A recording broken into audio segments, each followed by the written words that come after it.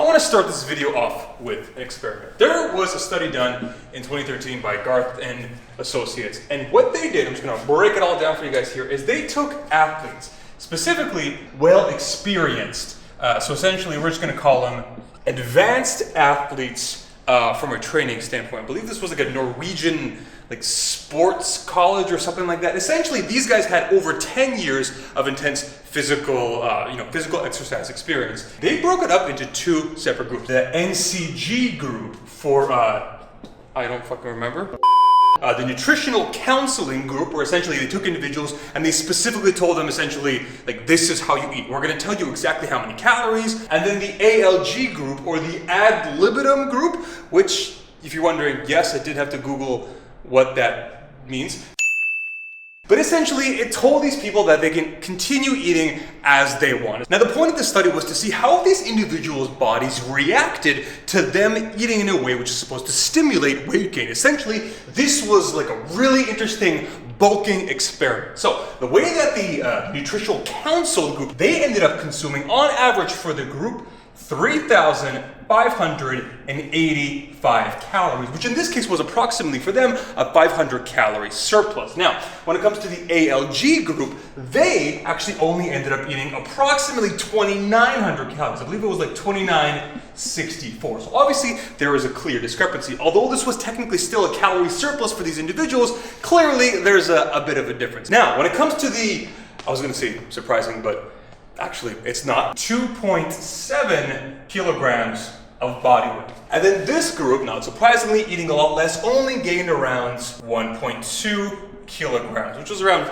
2 to 3 pounds of body weight. So at the initial glance, this really isn't that surprising, is it? I mean, these guys eat more calories, these guys put on more weight. Clearly, these guys don't know what they're doing because this was the more superior bulk, right? Yeah? Well, not exactly, because if you actually start to break it down, besides just looking at it on a very superficial level in terms of who had more body weight gain, body weight period, looking at specifically lean body mass, 1.7 kilos, so essentially 1.7 of these 2.7, where the majority was lean body mass, whereas in this case it was 1.2 kilograms. Now, you guys might be seeing this and thinking okay, what the hell? I mean, originally we thought more food, more weight, more bulk, relatively similar-ish actual amounts of lean body mass. Now, you guys might be thinking, okay, fine, but remember, bulking isn't just about getting big, it's also about getting strong. It's also about increasing those 1 rep maxes, right? Not exactly, because in this study, they actually looked at that as well, such as your 1 rep max on the squat, the deadlift, the bench press, and then they also did some stuff revolving athletics. The 40-meter dash, they also did some kind of jumping plyometric style analysis, essentially how strong and how athletic you are. And although the NCG group, eating more, putting on more weight, did technically experience greater gains in 1 rep maxes on both the deadlift and the bench press, it wasn't that dramatic. And actually in the squat, it was the other way around. This group, eating less calories, putting on less overall size, technically had a little bit of a greater 1 rep max increase in their squat. So these guys, they had 2, these guys had 1 of the actual compound lifts, but even then, the differences were this big. It was essentially negligible. And that's just looking at pure 1 rep max, power and strength lifting. Once you actually start looking to the more athletic side of things, not surprisingly, the group that put on a significantly higher amount of weight, they saw pretty bad actually decreases in terms of their athleticism with regards to things like speed and jumping, whereas this group actually saw slight increases. So you could say that even though this is just one study, to a certain extent, this really does throw a wrench into the whole classic standard bulking methodology, and that's it's kind of a good thing that I personally have never really been a big fan of it. Didn't you gain 30 pounds last winter? Jordan, shut the fuck!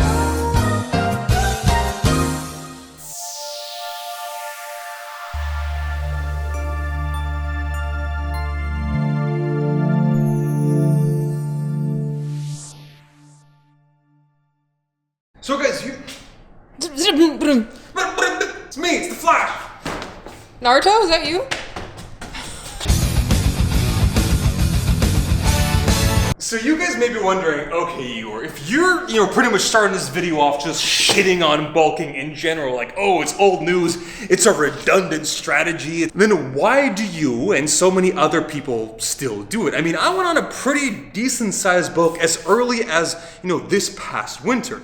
Well, it's unfortunately because the alternative to try to bulk up, put on size and strength whilst cutting down is in many cases, for most people, a far from optimal strategy. Now, one thing I do want to specifically clarify is that when I say that, this is specifically referring to people who are kind of experienced. If you are in your first 1, maybe 2 years of, actually taking fitness and nutrition seriously, that is an awesome strategy. That is so good that that's actually what I recommend. I mean, I built a whole course, the Skinny Fat Solution, specifically around the concept of a body recomposition, trying to put on muscle and strength while simultaneously losing body fat. For the rest of us who've been doing this for kind of, a decent amount of time, unfortunately, that ship has sailed. Now, there's a few reasons behind this, and in addition, just because of the fact that when you are restricting your calories, you put yourself in a position from a hormonal standpoint, which is far from optimal. You are increasing catabolic hormones, such as cortisol. You are decreasing positive anabolic sex hormones, such as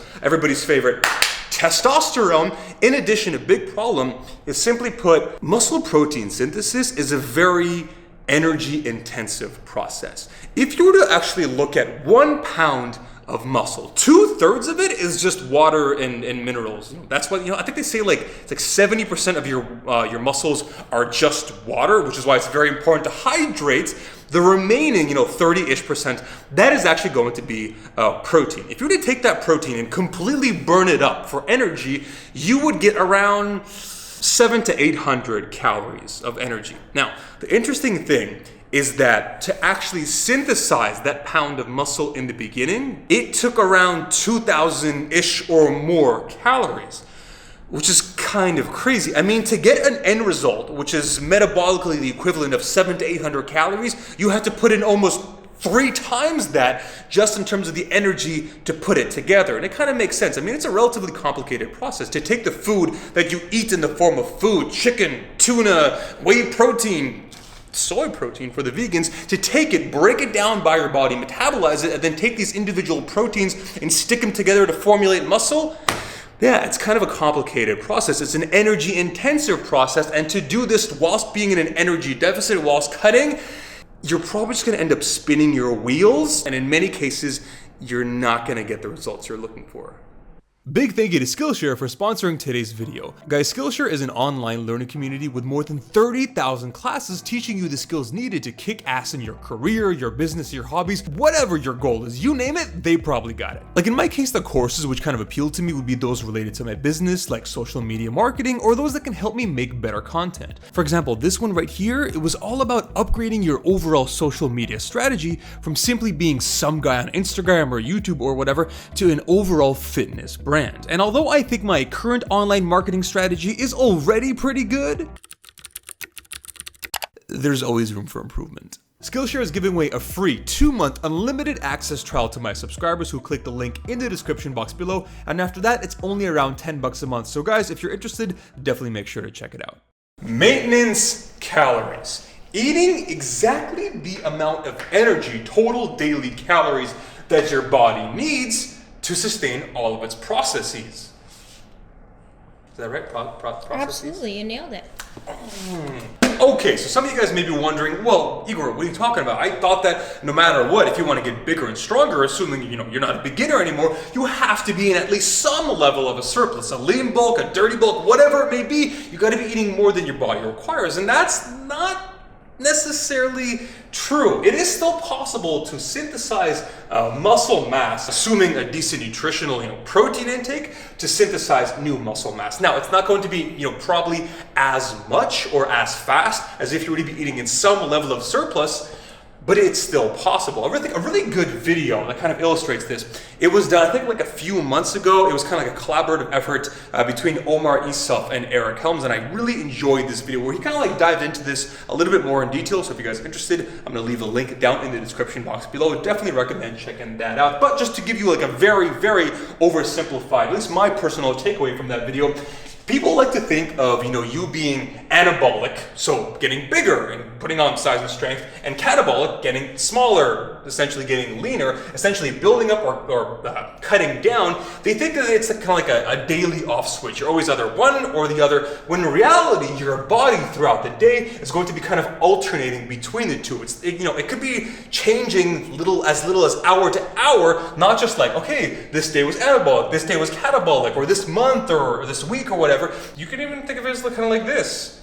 And then the overall net result of this, how much time you spent up here, how much time you spent up here, and the overall net result of this is going to dictate whether this day or over time, this week, this month, you are in an anabolic or catabolic state. Now, so the way that I connect this logic to kind of like maintenance, which is going to be my strategy going forward into 2020, when you were in an anabolic state, you are able to, right here, kind of like these times, you are trying to synthesize a little bit of muscle, and then when you are catabolic, where your body essentially needs additional energy, it's going to metabolize, ideally things like body fat and obviously stored levels of body glycogen. If it doesn't catabolize immediately, that muscle that it built, and as long as you're consuming sufficient protein and you're not in a significant deficit, there's no reason as to why it should. Then theoretically, even though your anabolic and catabolic times kind of like cancel each other out, and you end up being in net calorie maintenance, you can still theoretically build a little bit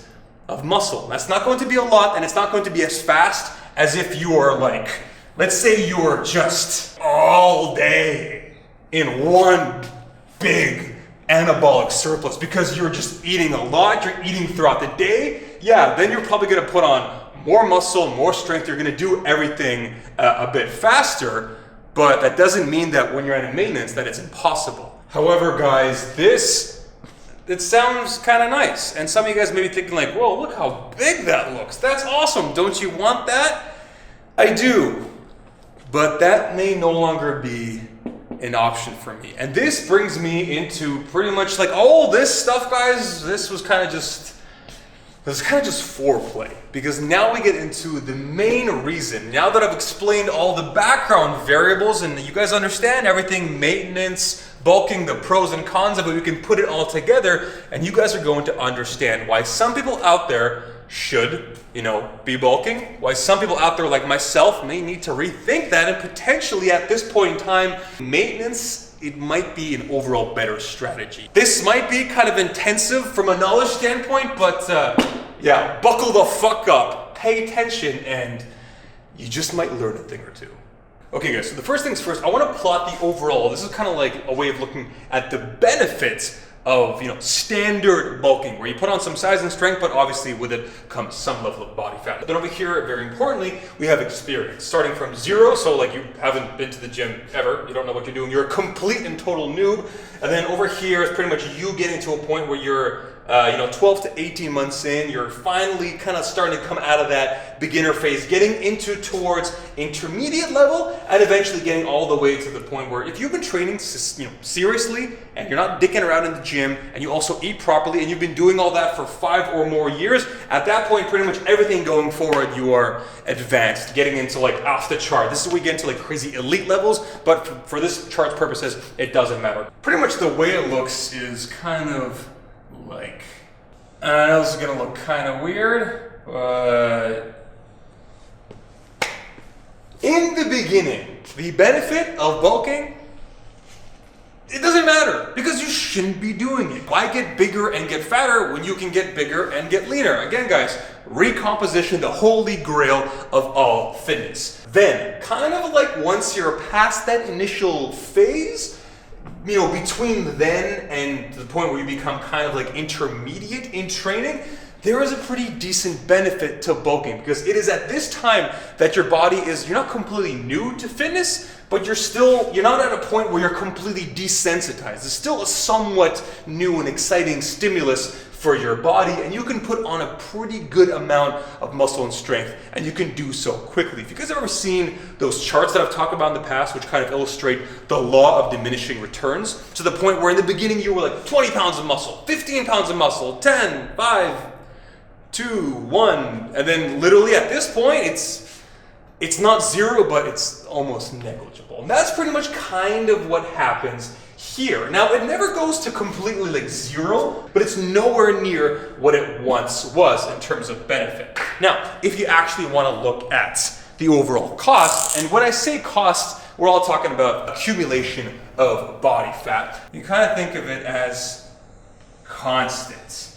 In the beginning, kind of like this first phase, I'm going to call this phase 1. It doesn't even matter, again guys, because you should ideally be doing a body recomposition, so phase 1 doesn't even apply to you. If you're watching this video and you're in phase 1, you can pretty much turn this video off now and come back in a year or two, because at this point you shouldn't even be thinking about bulking or maintaining. None of that matters to you. Again, you're in body recomposition territory. Next up, phase 2.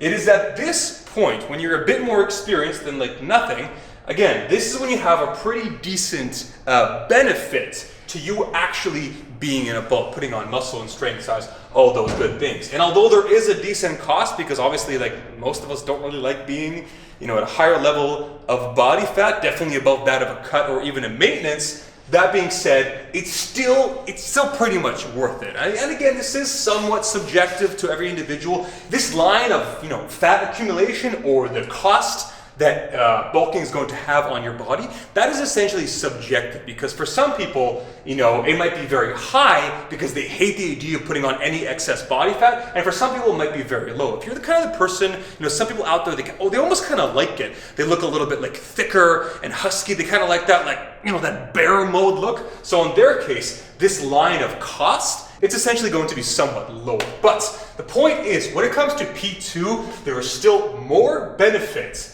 than the actual cost of bulking, and it's a pretty decent strategy for people who are kind of fall in this level of experience. But the problem is, eventually, because, you know, due to the law of diminishing returns, you're not just going to keep on putting like 15, 20 pounds of muscle year after year, you know, bulking in 2012, 2013, 2014, holy crap, I put on 10 pounds of muscle every year until in the year 2035 I'm walking around like the Incredible Hulk.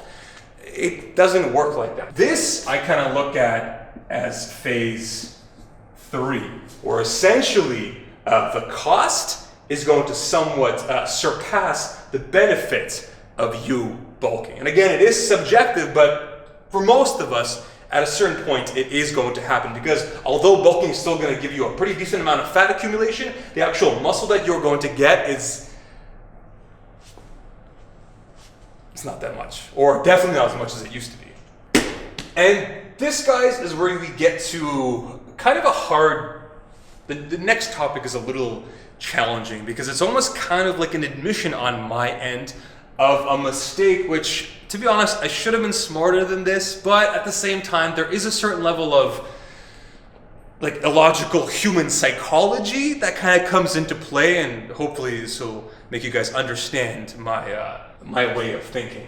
A lot of people incorrectly assume, and again, I am also guilty of this at times, if you get to this side of the spectrum, you've been training for a while, you're no longer getting the same strength and size benefits that you did when you were, you know, newer to training, some people might try to stimulate that additionally by eating more. Remember, like, even like a video, like a popular one. You guys remember Rich Piana? He did like one of the videos that really blew up and made him famous years ago. He did this video where he was like sitting there. He was like, I eat like 12 meals a day. I eat like 10,000 calories. I love to do it. How do you get big? Well, everybody knows the answer. Eat more. Yeah, but I eat, 5 times a day. Is it working? No. Well, eat more. 6, 7, 8, 9, 10. You gotta eat whatever it takes. You gotta do it. You gotta eat more, and it's kind of like more. The problem with that way of thinking is that it confuses training with nutrition, with eating in a surplus. And this is what I want you guys to understand. And this is something which, again, like, I'm not trying to seem preachy here, because I have made this mistake myself in the past. You guys need to understand that training is the stimulator to growth. Nutrition is the facilitator, and genetics are the regulator.